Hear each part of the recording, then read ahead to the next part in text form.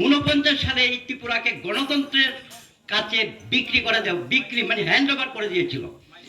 এখন আমাদের কাছে প্রশ্ন যে রাজার আমলে বাঙালি, হিন্দু, ট্রাইবাল, বুদ্ধিস্ট, মুসলিম সবাই ছিল।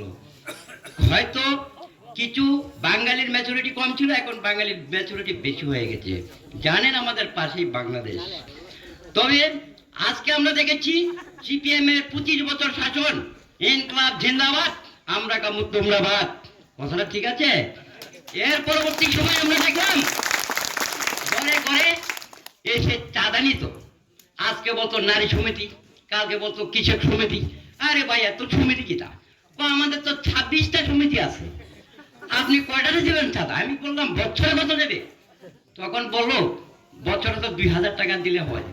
আরে আমি তো একটা পরিবারের বছরে 2000 টাকা, আরে সাংঘাতিক ব্যাপার। চলো পাল্টাই নাম দিলাম, সবাই একসঙ্গে গান গাইলাম, আনলাম চলো পাল্টাই দিছি। পাল্টাই দিয়া আমি কিন্তু বিজেপির পৃষ্ঠা প্রমুখ। যদিও বিজেপির ভক্তবৃন্দ সাধু সন্ন্যাসীরা আছেন, শুনেনি, আমি বিজেপির পৃষ্ঠা প্রমুখ, জহরনগর 15 নং ওয়ার্ড। এখন আমরা বিজেপির সরকার দেখলাম মিস করে চাকরি, এরপরে দেখলাম ঘর ঘর মোদি, ঘর ঘর নকরি, অনেক স্লোগান দিয়েছিল। পরবর্তী সময়ে আমরা দেখলাম ওদের যে কথাবার্তা মানে প্রতিশ্রুতি দিয়ে রক্ষা করতে পারেনি, ওই কারণে আমি বিজেপিকে ত্যাগ করেছিলাম।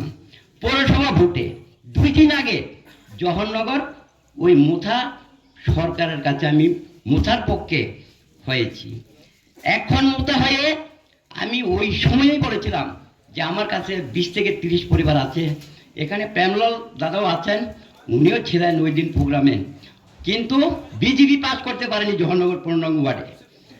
এখন দেখুন এই যে বিজেপিরা এখন গান গাইতেছে সুশাসন। কিভাবে সুশাসন হলো?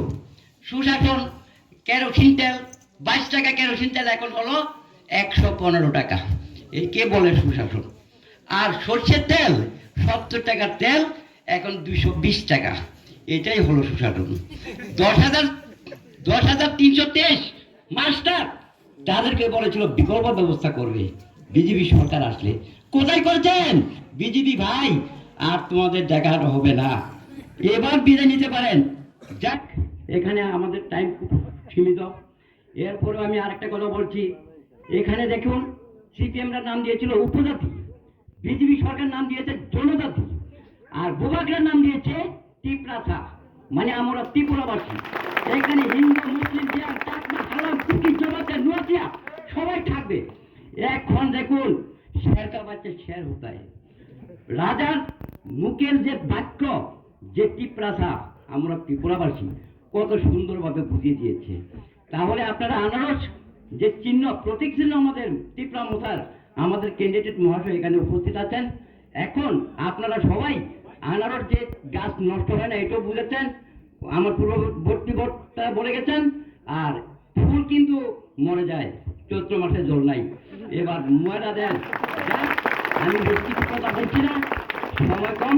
আমার পূর্ববর্তী অনেক বক্তারা মূল্যবান বক্তব্য রাখবেন, এই বলে আমি আমার বক্তব্য শেষ করলাম। গোবাগরা long live, Tripura long live, ঝান্সা লং লিভ।